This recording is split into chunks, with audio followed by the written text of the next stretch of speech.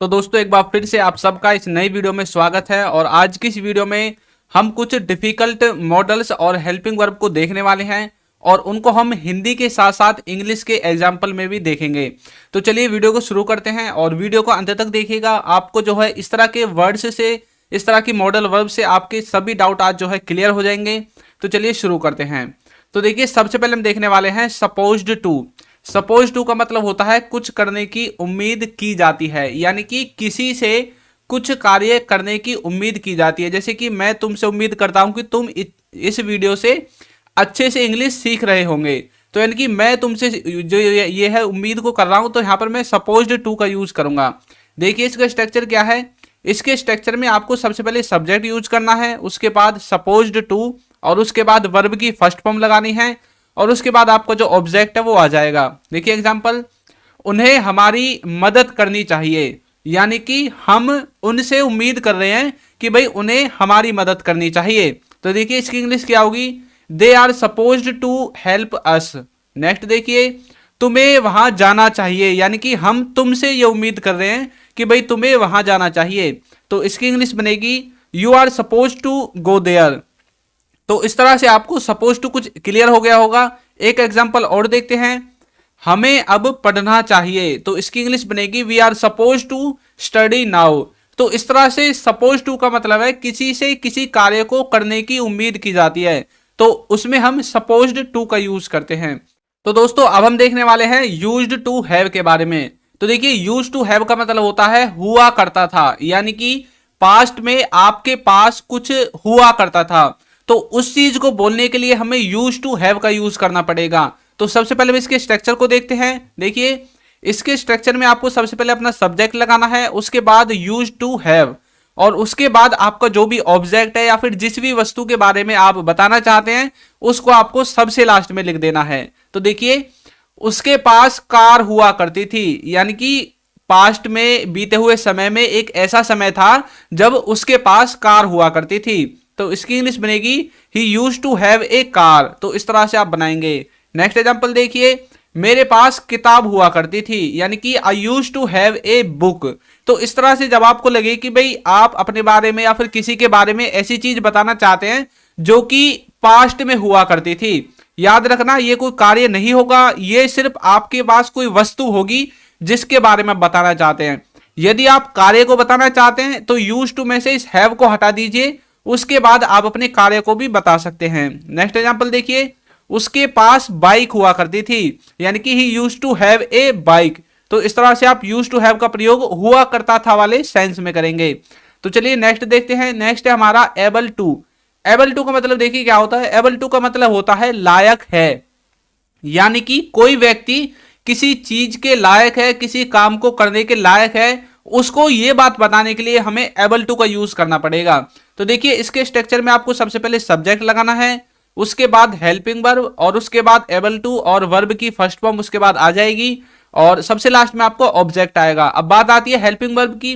तो देखिए यहां पर जो हेल्पिंग वर्ब है इसमें आप इस एम आर और वाज वर्ब इन दोनों में से कोई भी लगा सकते हैं, और यदि आप फ्यूचर का जो है सेंटेंस बनाना चाहते हैं तो आपको विल का यूज करना पड़ेगा। देखिए एग्जाम्पल, वह यह करने के लायक था। अब यहां पर देखिए मैंने इसको पास्ट में बोला है, लायक था यानी कि पास्ट की बात हो रही है, यानी कि वह यह करने के लायक था लेकिन उसने वो कार्य किया नहीं, या फिर किसी ने कोई कार्य किया होगा, हम बोल रहे हैं कि भाई पास्ट में वो उस कार्य को करने के लायक था। तो इसकी इंग्लिश बनेगी he was able to do this. इस तरह से तो देखिए वाज यहां पर मैंने हेल्पिंग वर्ब यूज किया पास्ट की, ही आपका सब्जेक्ट है, एबल टू आपका स्ट्रक्चर से आया है, और जो वर्ब है इसमें डू है, और दिस आपका एक तरह से ऑब्जेक्ट के रूप में यूज हुआ है। नेक्स्ट देखिए, तुम वहां नहीं जा सकते। इसका मतलब है कि तुम्हारे अंदर वहां जाने की कैपेबिलिटी नहीं है, तुम वहां जाने के लायक नहीं हो, इसलिए हम बोलेंगे कि तुम वहां नहीं जा सकते क्योंकि तुमसे अच्छे से बात ही नहीं होगी।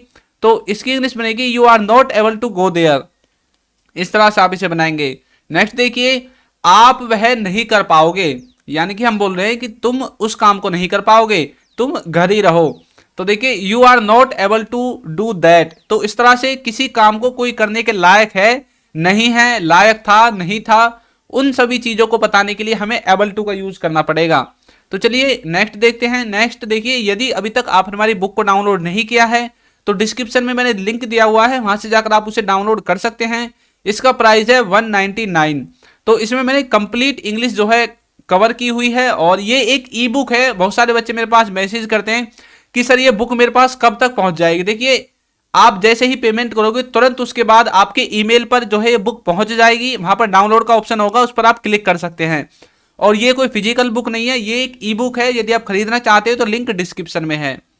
तो देखिए, नेक्स्ट है आपका कैन बी।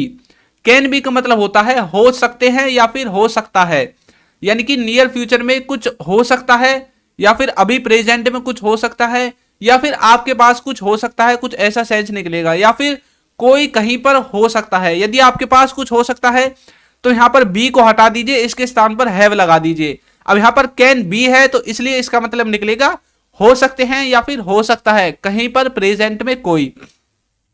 देखिए, इसके स्ट्रक्चर में सबसे पहले सब्जेक्ट लगेगा, उसके बाद कैन बी, उसके बाद आपके अदर वर्ड्स इसमें जो है आ जाएंगे। देखिए एग्जांपल, वह घर पर हो सकता है, यानी कि प्रेजेंट में वह घर पर हो सकता है।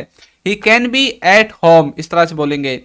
मम्मी रसोई में हो सकती है, mummy can be in kitchen. तो इस तरह से कोई प्रेजेंट में आपके बोलते टाइम कहीं पर हो सकता है, उसकी अवस्था को, उस वस्तु की या फिर उस मनुष्य की, आदमी की, स्त्री की लोकेशन को बताने के लिए आप कैन बी का यूज कर सकते हैं विदाउट वर्ब के। यहां पर देखिए कोई भी वर्ब नहीं है, सिर्फ हमने जो है अपने जो है सब्जेक्ट का यूज किया है, उसके बाद कैन बी लगाकर सीधे उस जगह का नाम लिख दिया है जहां पर वह हो सकता है। नेक्स्ट देखिए, नेक्स्ट है हमारा कुड। कुड का मतलब होता है सका या फिर पाया। देखिए इसका जो स्ट्रक्चर है वो क्या है, इसमें सबसे पहले सब्जेक्ट लगेगा, उसके बाद आपको कुड का यूज करना है, और उसके बाद वर्ब की फर्स्ट फॉर्म, और उसके बाद आपका जो ऑब्जेक्ट है वो आ जाएगा। देखिए, मैं नहीं कर पाया, आई कुड नॉट डू, या फिर आई कुडंट डू, इस तरह से बोलेंगे। वो नहीं जा पाया या फिर वो नहीं जा सका, ही कुडंट गो, तो इस तरह से ही कुड नॉट गो, इस तरह से भी बोल सकते हैं। नेक्स्ट देखिए, वो देख नहीं सका, सी कुड नॉट सी, यानी कि वह देख नहीं सका या देख नहीं सकी, वो आप देख लेना, यहाँ पर मिस्टेक है। तो चलिए नेक्स्ट देखते हैं। नेक्स्ट हमारा शुड बी। शुड बी का मतलब होता है होना चाहिए या फिर रहा होना चाहिए। ये दोनों ही सेंस आपके शुड बी से निकलेंगे। होना चाहिए का मतलब है किसी को प्रेजेंट में कहीं पर होना चाहिए, और रहा होना चाहिए इसका मतलब है कि आप समझ ही रहे हैं कि किसी काम को कर रहा होना चाहिए। तो चलिए इसके स्ट्रक्चर के बारे में सबसे पहले बात करते हैं। तो देखिए, इसके स्ट्रक्चर में सबसे पहले आपको लिखना है सब्जेक्ट, उसके बाद आपको लिखना है शुड बी, और उसके बाद जो आपके अदर वर्ड्स हैं वो इसमें आपके आ जाएंगे। तो चलिए देखते हैं। उसे घर पर होना चाहिए, यानी कि किसी को प्रेजेंट में कहीं पर होना चाहिए। He should be at home, तो इस तरह से बनाएंगे। मुझे खेल रहा होना चाहिए, आई शुड बी प्लेइंग, तो इस तरह से किसी को कोई काम कर रहा होना चाहिए, उसमें आपको बोलना है शुड बी प्लेइंग या फिर should be eating, should be going, इस तरह से। और किसी को घर पर होना चाहिए, उसके बाद आपको शुड के बाद उस जगह का नाम लिख देना है जिस जगह के बारे में आप बात करना चाहते हैं। चलिए एक एग्जांपल और देखते हैं। उसे पढ़ रहा होना चाहिए, शी शुड बी स्टडिंग, यानी कि किसी को पढ़ रहा होना चाहिए। तो इस तरह से आप शुड बी का यूज दो सेंस में करोगे, एक आपका होना चाहिए और एक है आपका रहा होना चाहिए। तो चलिए नेक्स्ट देखते हैं। नेक्स्ट है हमारा अबाउट टू। अबाउट टू का देखिए क्या मतलब होता है, इसका मतलब होता है होने वाला है, यानी कि कोई चीज अभी प्रेजेंट में या फिर नियर फ्यूचर में, यानी आने वाले कुछ समय में ही होने वाली है, होने वाला है, उस वाले सेंस में आप यूज करेंगे अबाउट टू का। तो देखिए इसका स्ट्रक्चर क्या है। इसके स्ट्रक्चर में आपको सबसे पहले सब्जेक्ट लिखना है, उसके बाद इज, एम, आर, वाज, वर, इनमें से कोई भी आप एक लिख देना जो भी आपको जो है अपने सेंटेंस में यूज करना है। वाज, वर आपका पास्ट के लिए होगा और इज, एम, आर आपका प्रेजेंट के लिए यूज होगा। उसके बाद आपको लिखना है अबाउट टू, और उसके बाद वर्ब की फर्स्ट फॉर्म, और उसके बाद आपको ऑब्जेक्ट लगा देना है। देखिए, वह आने वाला है, यानी कि he is about to come, कोई आने वाला है, he is about to come, she is about to come, they are about to come, वे जाने वाले हैं, इसका मतलब है they are about to go, इस तरह से बोलेंगे। नेक्स्ट देखिए, तुम सोने वाले थे, यानी कि पास्ट का बता दिया, भाई तुम तो सोने वाले थे। कई बार ऐसे सेंटेंस बोलते हैं ना, कोई भाई आप किसी के रूम में जाते हो और वो बोलता है तुम चले जाओ मुझे सोना है, लेकिन वो सोता नहीं था, बोलते हो ना कि तुम तो सोने वाले थे, यानी कि you are about to sleep, इस तरह से बोल सकते हैं। आज से हिंदी बंद, इंग्लिश में बोलना जो है शुरू कर दो। नेक्स्ट देखिए, हम देखने वाले हैं, we are about to watch, तो इस तरह से कोई काम करने वाले हैं उस वाले सेंस में आपको यूज करना है अबाउट टू, या फिर कोई चीज होने वाली है उसमें भी आप अबाउट टू का यूज कर सकते हैं। तो चलिए नेक्स्ट देखते हैं। नेक्स्ट है डिड। डिड का मतलब होता है लिया, दिया, ली, दी, यानी कि पास्ट इंडेफिनिट में इसका यूज होगा उसके नेगेटिव वाले सेंटेंसेस को बताने के लिए। यहां पर मैं सिर्फ इसको हेल्पिंग वर्ब के रूप में बताऊंगा, ना कि वर्ब के रूप में। वैसे तो ये डू, डिड, डन यानी कि डू की सेकंड फॉर्म है। देखिए स्ट्रक्चर, सबसे पहले सब्जेक्ट, उसके बाद डिड के बाद नॉट, और उसके बाद वर्ब की फर्स्ट फॉर्म, और उसके बाद आपका ऑब्जेक्ट आ जाएगा। देखिए मैं नहीं गया, आई डिड नॉट गो, इस तरह से बोलेंगे। उसने नहीं देखा, ही डिडंट वॉच, तो इस तरह से बोलेंगे। यदि कोई लड़की है तो आप सी का भी यूज कर सकते हैं। हमने नहीं पूछा, वी डिड नॉट आस्क, यानी कि किसी ने कोई कार्य नहीं किया, हमने कोई कार्य नहीं किया। इस वाली सेंस को बताने के लिए आप डिड का यूज करेंगे नॉट के साथ एक तरह से। और देखिए इसके आप जो है इंटरोगेटिव स्ट्रक्चर भी बता सकते हैं। तो चलिए नेक्स्ट देखते हैं, उसको मैं किसी और वीडियो में बताऊंगा।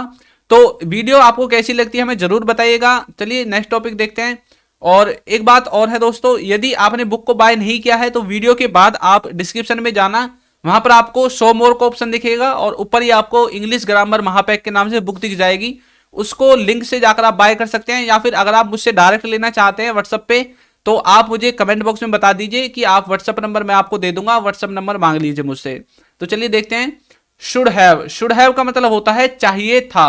अब देखिए चाहिए था यानी कि किसी को कोई काम करना चाहिए था, इस वाले सेंस में हम इसको बोलेंगे। देखिए इसमें सबसे पहले आपको सब्जेक्ट को यूज करना है, उसके बाद शुड हैव, उसके बाद वर्ब की थर्ड फॉर्म, और उसके बाद ऑब्जेक्ट। देखिए दोस्तों मैं आपको जो भी टॉपिक है उस टॉपिक के साथ साथ उसकी हिंदी भी बता रहा हूं कि उसका हिंदी में क्या सेंस होता है, और उसके बाद आपको उसका स्ट्रक्चर भी बता रहा हूं कि उसको आप किस स्ट्रक्चर की तरह यूज कर सकते हैं। तो इस तरह से आपको YouTube पर इतनी वीडियोस नहीं मिलेंगी, हो सकता है मिल जाएं, लेकिन इतनी नहीं मिलेंगी जितनी मैं आपको इस चैनल पर प्रोवाइड करा रहा हूं। तो चैनल को भी सब्सक्राइब कर लीजिए, और वीडियो को लाइक करना तो एक बनता ही है, और एक अच्छा सा कमेंट भी आप कर दीजिए। देखिए तुम्हें खाना चाहिए था, यू शुड हैव ईटन, यानी कि किसी को कोई कार्य करना चाहिए था लेकिन उसने किया नहीं, उस वाले सेंस को बताएंगे हम। उसे देखना चाहिए था, ही शुड हैव सीन, या फिर बोल सकते हैं ही शुड हैव वॉच, इस तरह से आप बोलेंगे। नेक्स्ट देखिए हमें बोलना चाहिए था, वी शुड हैव स्पोकन, यानी कि किसी को कोई कार्य करना चाहिए था पर हमने किया नहीं। कई बार ऐसी होती है ना, आपकी किसी से लड़ाई हो जाती है और आप तब तो कुछ बोलते नहीं है, और घर आके बोलते हैं यार मुझे वहां पर बोलना चाहिए था, तो आप बोल सकते हैं वी शुड हैव स्पोकन, इस तरह से आप बनाएंगे। देखिए will have to. Will have to का मतलब होता है करना पड़ेगा, यानी कि आपको कोई चीज या कोई कार्य फ्यूचर में करना पड़ेगा। देखिए स्ट्रक्चर, इसके स्ट्रक्चर में आपको सबसे पहले सब्जेक्ट विल हैव टू, और उसके बाद वर्ब की फर्स्ट फॉर्म, और जो आपका ऑब्जेक्ट है वो इसमें आ जाएगा। उसे जाना पड़ेगा, he will have to go. Next देखिए तुम्हें खेलना पड़ेगा, you will have to play. Next example देखिए उन्हें देखना पड़ेगा, they will have to watch, यानी कि किसी को कुछ करना पड़ेगा, उस वाली चीज को बताने के लिए आप यूज करेंगे विल हैव टू का। अब ये आपके एक तरह से वो दिखाता है कि फोर्सली, मतलब आप उसमें राजी नहीं है करने को, लेकिन कोई सिचुएशन ऐसी बन जाती है, कोई परिस्थिति ऐसी बन जाती है, आप फिर आपके घर वाले आपको डरा धमका कर कोई कार्य करवा देते हैं, तो उसमें आपको कई बार होता है कि तुम्हें करना पड़ेगा, चाहे ए करो चाहे टै करो, मतलब आपको करना ही पड़ेगा, उस वाले सेंस में आप यूज करेंगे विल हैव टू का। तो चलिए नेक्स्ट देखते हैं। नेक्स्ट है हमारा can have to. Can have to का मतलब है करना पड़ सकता है।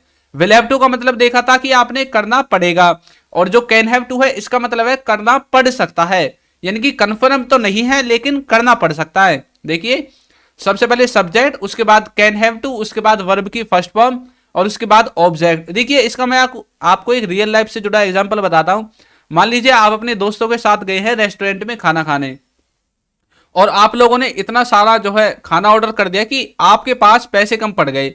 अब आप अपने दोस्त से बोल रहे हैं कि भाई अगर बिल ज्यादा आया तो तुम्हें भी पे करना पड़ सकता है। अब ये तो आपको भी नहीं पता कि भाई बिल ज्यादा ही आएगा, अगर आपको पता है तो आप अलग सेंस निकालेंगे, लेकिन मैं आपको कैन हैव टू का बता रहा हूं कि तुम्हें पे करना पड़ सकता है कुछ पैसे, यानी कि कुछ तो मेरे पास हैं, अगर ज्यादा बिल आएगा तो तुम्हें भी पे करना पड़ सकता है। देखिए करना पड़ सकता है यानी कि नियर फ्यूचर के बारे में बात हो रही है। तो देखिए इसके कुछ एग्जांपल्स देख लेते हैं। उसे जाना पड़ सकता है, he can have to go, इस तरह से बोलेंगे। तुम्हें पढ़ना पड़ सकता है, you can have to study, इस तरह से बनाएंगे। उन्हें सोचना पड़ सकता है, they can have to think, यानी कि किसी को कोई कार्य करना पड़ सकता है, उस वाले सेंस में आप यूज करेंगे कैन हैव टू का। तो नेक्स्ट है हमारा कुड हैव। कुड हैव का मतलब होता है कर सकते थे या फिर आपके पास कोई चीज पास हो सकती थी, उस वाले सेंस में आप इसका यूज करेंगे। तो देखिए सबसे पहले सब्जेक्ट लिखना है, उसके बाद कुड हैव और वर्ब की थर्ड फॉर्म, और उसके बाद आपका जो ऑब्जेक्ट है वो आ जाएगा। यदि किसी में वर्ब नहीं है तो आपके लिए खुशी की बात है, वहां पर आपको वर्ब लगानी नहीं पड़ेगी, सीधा सब्जेक्ट लिखना है, कुड हैव लिखना है और ऑब्जेक्ट लिखना है। यदि वर्ब है तो आपको उसकी थर्ड फॉर्म यूज करनी पड़ेगी। देखिए पहला एग्जांपल, तुम वहां जा सकते थे, यानी कि you could have gone there, इस तरह से। यहां पर देखिए वर्ब क्या है, वर्ब है आपकी जाना, यानी कि गो, तो गो की तो कर दी हमने थर्ड फॉर्म, और कुड के साथ आपका हैव है ही, और देयर इसमें एक तरह से आपका ऑब्जेक्ट है इसमें। देखिए नेक्स्ट, तुम्हारे पास कार हो सकती थी, यानी कि हम पास्ट की बात कर रहे हैं, you could have a car, इस तरह से बोलेंगे। वह यहां आ सकता था, he could have come here, यानी कि एक तरह से आपके पास कोई चीज हो सकती थी या फिर आप कुछ चीज कर सकते थे, उस वाले सेंस में आप यूज करेंगे कुड हैव का। तो चलिए नेक्स्ट देखते हैं। नेक्स्ट है आपका मे बी। मे बी का मतलब होता है शायद, यानी कि इसका स्ट्रक्चर देखिए, सबसे पहले सब्जेक्ट है, उसके बाद मे बी है, उसके बाद आपके जो भी अदर वर्ड्स आ जाते हैं उनको आपको लिख देना है।